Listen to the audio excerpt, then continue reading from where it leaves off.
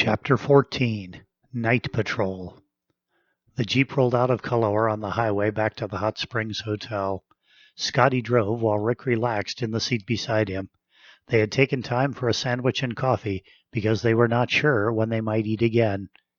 Hartson Brand and the scientists were at work on detailed analysis of the day's shots. It would take some time.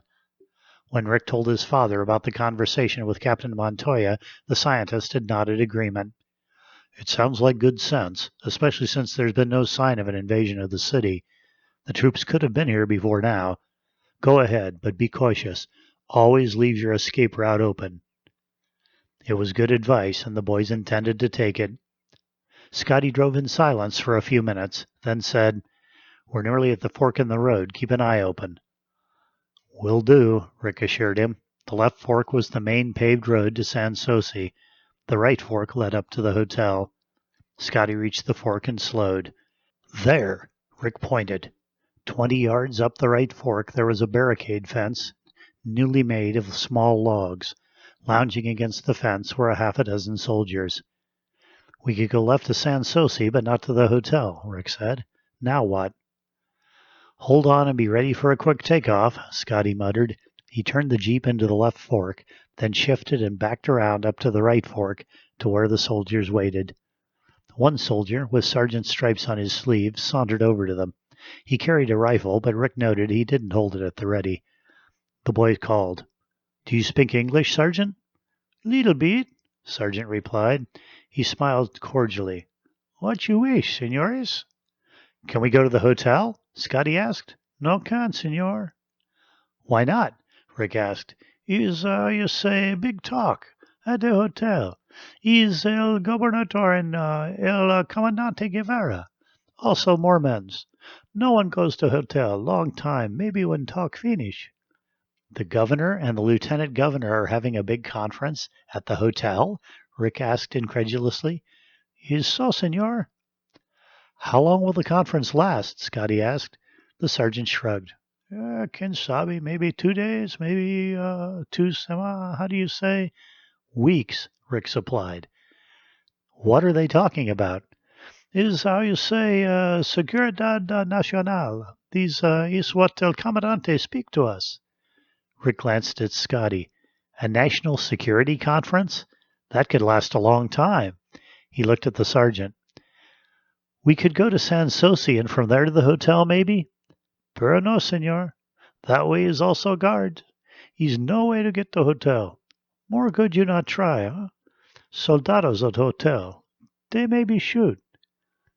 "Now we know," Scotty said. "Nothing more to be gained here." "Did you see the governor come?" Rick asked. "No, senor, but I saw el comandante Guevara. But if he's here, also el gobernador. Como no?" "I guess so," Rick agreed. "Gracias, Sergeant. Vaya con Dios. 1,000 thanks. Go with God." "Ustedes," the sergeant returned politely. "And you, senores." Scotty let the clutch out and the Jeep moved ahead. "Now to call on Captain Montoya," he said, "right?" "Right," Rick agreed. "Interesting. Guevara tells the troops he and the governor are having a security conference and should not be interrupted. So guards are posted to protect the hotel. And none of the poor soldados realize that blocking the roads also keeps people away from the volcanic pipe, so Guevara and Connell can start work on the diamonds. With Guevara's own men to do the dirty work," Scotty added. "Too true. Maybe they even have soldiers on the job. I know what else the soldiers are guarding, too, probably without knowing it." Scotty turned to look at him. "You thinking the same thing I am?" "Yes. Somewhere behind that guarded perimeter is the governor, and until we get him out, we're helpless." "Then," Scotty announced, "we'll just have to get him out."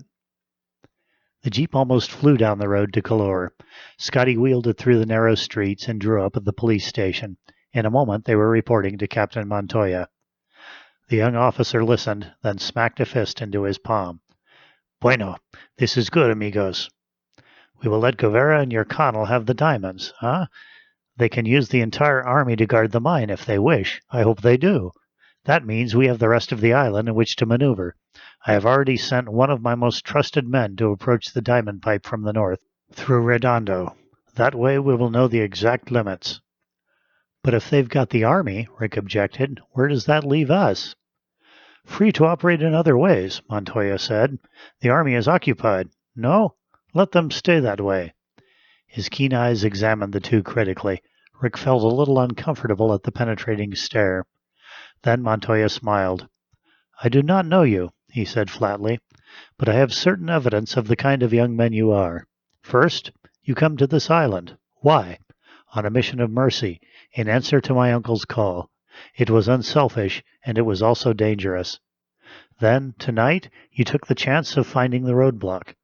Also, though this may surprise you, we have heard something of the Spindrift Scientific Foundation, even here on this island. Rick was surprised. He knew the Foundation had an international reputation, but he had thought it was limited to scientists. So, I have some basis for what I now ask of you, Montoya added. There is no time to collect those of my men who are completely loyal. It is because they are scattered, searching for some trace of my uncle. I do not wish to take time to wait until they report in. What do you want us to do? Scotty asked. It is simple, and not so simple. A large party cannot invade the perimeter Guevara has established, but a very few possibly could do it. We will be that few. We will go to Casa Guevara, and if we are lucky, we will rescue my uncle. What do you say? The boys exchanged glances. Rick spoke for both of them. We're with you. Montoya didn't have to reply. His warm handshake said everything there was to say. Scotty spoke up. I've had some experience in nighttime operations. We'll need dark clothes and something to blacken our faces. And we'll need weapons, not guns. If we get into a shooting scrape, it'll bring the whole army down on us. I agree. Montoya opened his desk drawer and drew out a policeman's nightstick. He handed it to Scotty. How about this? Scotty hefted it and grinned. He handed it to Rick. It was heavy and perfectly balanced. Rick guessed it had been drilled in the end filled with lead. One good thing about this, he said. No moving parts to get out of order. Montoya smiled. True. We will each have one, and I will take my pistol as a last resort. Let us look at the map and memorize it. We will have to go through the jungle to reach the house, and it would be disastrous to lose our way. Get a compass, Scotty requested. We can set a compass course and hit it right on the nose. Rick looked at his pal. Marine training? Nope, Scotty grinned. Boy Scouts. But it'll come in handy. I think I could take you there anyway, but we better have a compass just to be sure. The three bent over the map and worked out an approach to Casa Guevara.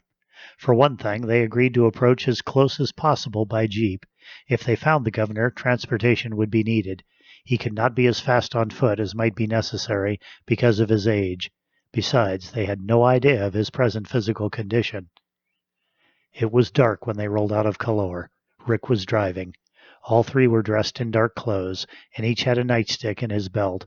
Montoya's pistol was hidden in a shoulder holster. At the officer's direction, they turned towards the airport, passed it, and headed towards the lighthouse at the extreme southern tip of the island. The road led past the light and along the southern shore, 100 yards from the sea. Then, as they reached their first turning point, Montoya said, Slowly. It should be about here. After a moment he found it, a pair of ruts through the rolling farmland. Rick knew from his study of the map that it was a road on which bananas were hauled from the plantations. It cut across to the main road to San Souci. By taking this route, they would miss the checkpoint near the hotel.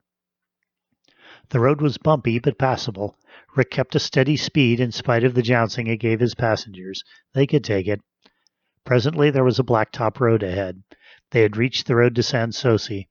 Rick pulled a flashlight from his pocket and pointed it at the odometer, counting off the tenths of a mile as he headed towards the town. When he reached 7/10, he stopped the jeep.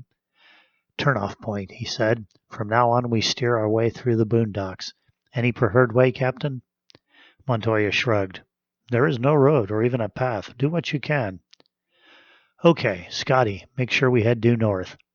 Check. Make a 90-degree turn and keep going. I'll correct you. Rick had only one real concern, and that was that the jeep lights might be visible from the higher elevation of Casa Guevara, but it had to be risked. He thought there wasn't really much of a chance, because the thick foliage would screen them. Besides, anyone seeing the lights might assume it was soldiers making their rounds.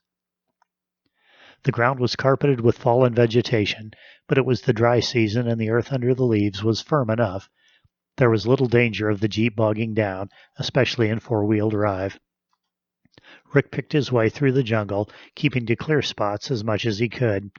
Once it was necessary to butt down a huge banana plant before he could continue, but mostly it was a matter of plowing through scrub. Sometimes a palmetto leaf whipped across his face, and once a thorny bush caught painfully and drew blood. Scotty navigated, keeping track of their direction. Now and then he spoke. More to the right when you can. We're about 100 yards to the left of our baseline. And then, straighten out. We're on course again. After what seemed to Rick an eternity of plowing through the heavy growth, Scotty said quietly, pick a place to turn around, then kill the lights in the engine. Rick reached a place where there was room, swung the wheel hard, backed around, and put the Jeep in its own tracks, facing the other way. He turned off the lights and cut the motor switch. The silence and darkness flooded in. Just sit still until our eyes adjust, Scotty said very quietly. If I figured right, we're about 100 yards from the dirt road, just about in front of the Guevara driveway. We'd better walk the rest of the way in case of guards. Rick waited until the blackness lessened. His pupils were fully dilated now, and he could see surprisingly well. There was a moon, but at the moment it was behind a cloud bank. When it emerged, he would be able to see perfectly. Let's go, Scotty said. No more talking now. When I hold up my hand, stop and wait for me. The ex-Marine took the lead, Montoya followed, and Rick brought up the rear. He took the nightstick from his belt and hefted it. The weight was comforting in his hand. Scotty found his way with the ease that Rick always admired. Their steps were noiseless on the carpeted jungle floor. Presently, Scotty held up a hand, and Montoya and Rick stopped, waiting. Scotty disappeared ahead of them. The seconds ticked by. Mosquitoes found them and whined around their heads. Neither moved. Scotty returned as silently as he had gone. Beckoning them close, he whispered, "One guard at the gate posts. Give me 1 minute, then walk forward until you reach the road. Call to him in Spanish, Captain. I want to be sure his attention is on you." "I understand," Montoya said softly. Rick put a finger on his pulse and began counting. He could tell his pulse was a little fast. When the count reached 90, he tapped Montoya on the shoulder, but the officer was already moving. Rick followed close behind, the nightstick held in a palm that had grown sweaty with tension. The San Lucian picked his way carefully, but he moved at a good speed. Then suddenly he stopped. Rick peered past him and saw the lighter color of the dirt road. Montoya took a breath, then called clearly, "Hola, amigo, ¿qué pasa?" Across the way a figure rose, rifle ready. A suspicious voice called, "Quien va?" There was a soft but definite sound, like a pumpkin dropping on a hard floor. The guard crumpled. Montoya and Rick moved to Scotty's side with long strides. Scotty was already tying the guard hand and foot with his own belt and rifle sling. Then he took out a handkerchief and tied it in place as a gag. The guard could breathe past it, but yelling would get him little when he woke up. "Help me get him into the brush," Scotty whispered. In a moment the guard was out of sight of any casual glance. There wasn't time to hide him with care. "Up the driveway," Scotty whispered. "I'll lead. When we get near the house, there's probably more guards. So we'll have to leave the road and take to the bush again. Let's go." It was an eerie walk. Rick kept expecting a challenge from up ahead, but apparently there was no guard on the driveway itself. It wound through the jungle for a good quarter of a mile before it began to widen out into a clearing. Scotty motioned and led the way off the road. The march through the jungle began again. Rick plodded ahead, with complete faith in Scotty. He knew his pal was taking them in a circle, but he couldn't have said exactly where they were in relation to the house or the driveway. Then, suddenly, there were lights ahead. Scotty moved a few more feet, then sank down into the dense cover.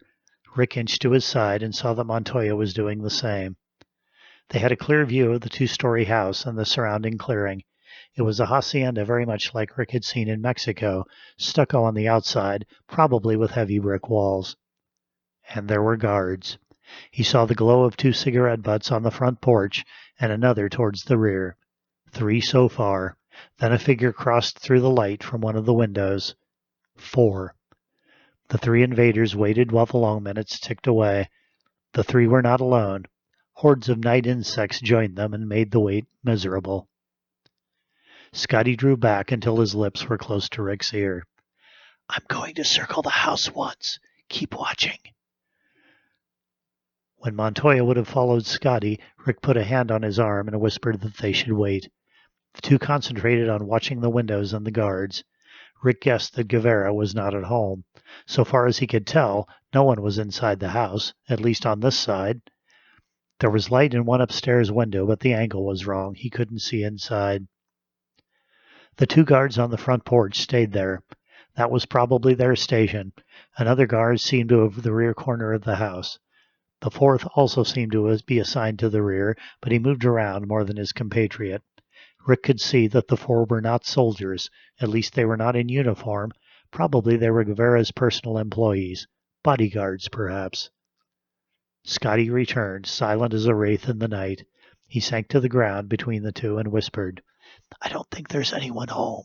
Just the 4 guards. If the governor is in there, he'll be in that upstairs room." "What do we do?" Rick whispered. "We'll have to take it from the rear. It'll be tough because there's not much cover." Scotty began to outline his plan, then stopped suddenly. Rick had a strange feeling in his stomach again, and he realized the earth was trembling under him. The tremor grew in strength, and from close by there was a snapping sound like a dead limb breaking under vibration and dropping to the jungle floor. "Now," Scotty whispered. "Come on." Instantly, Rick and Montoya followed the ex-Marine's lead, withdrawing into the denser brush, then rising and hurrying after him, crouched over and careful not to make a sound. Scotty led them in a wide circle that brought them finally to the rear of the house. Rick sized up the situation and saw only 2 trees that offered any cover. The ground was still trembling, although slightly. Then, as he crouched, the tremor increased again. The guards were disturbed. The 2 in the rear moved back, away from the house, as though they expected it to fall on them. One of them spoke in Spanish, and the other replied curtly. Montoya sucked in his breath. He whispered, "The first one asked if they should not get the old man out. The second said, let him fall with the house." The 2 guards were well back from the house now, staring upward at the second floor. If the succo started to go, it would be high on the house wall, at the roof line. Scotty touched Rick on the arm, then rose and moved like a dark ghost, straight across the open glade towards the guards. Scotty reached the tree nearest the house and slipped into its shadow. Rick sized things up. The other tree was perhaps 30 feet away from Scotty and about 10 feet closer to the jungle's edge. The guards were still looking at the house.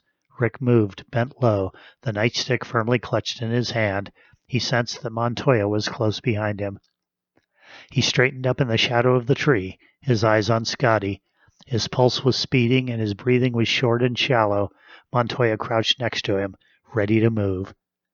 Rick saw Scotty bend and pick something up. He saw Scotty wave towards them, then saw Scotty throw something. The object crashed into the stucco of the house high on the second floor and then tumbled to the ground. Scotty had thrown a rock. The guards stiffened, thinking the sound was the first evidence the house was falling. Scotty moved like a streak and Rick charged forward with the club held high. Montoya was even faster. The 2 guards, interested only in the house, never knew what hit them. Rick eased one to the ground as his knees crumpled after Montoya's vicious swing. Scotty had the other. He had knocked him out and caught him before he fell. The 3 left the guards and hurried to the back door. Montoya motioned and took over the lead. He pulled the pistol from his shoulder holster and held it ready.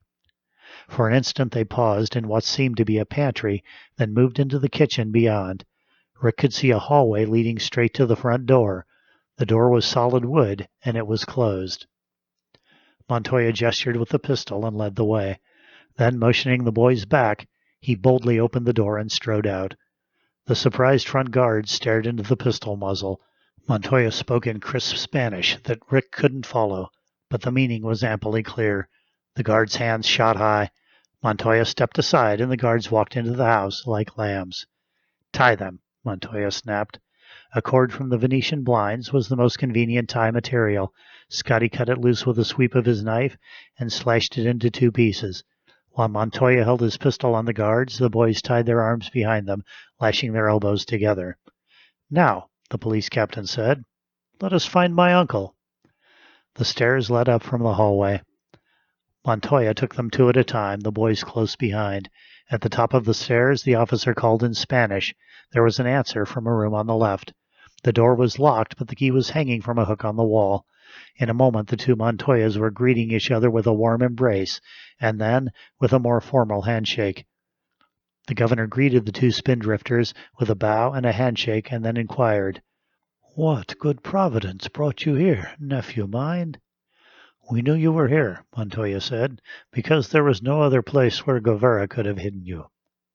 "Let's discuss it later," Rick urged. "Those guards out back will be coming too, and we want to be out of here." "You are right," Montoya agreed instantly. "We are not yet in the clear, Senor Uncle. We must hurry." "Into the jungle," Scotty said. "Once in the brush, we're okay. They'll never catch us then." Montoya hefted the pistol he still held in his left hand. "It would be better for them if they do not," he said quietly.